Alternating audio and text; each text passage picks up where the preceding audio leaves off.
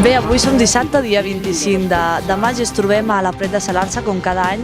Ho celebrem amb una benedicció dels cavalls i els seus genets, que ho fa a càrrec del mossèn de Camprodon, i bé, a continuació farem una bona arrossada, on disfrutarem d'aquest temps una mica fred, però disfrutarem de les sardanes i del bon arròs que any rere any ens acompanya en aquesta Pret de Salarsa.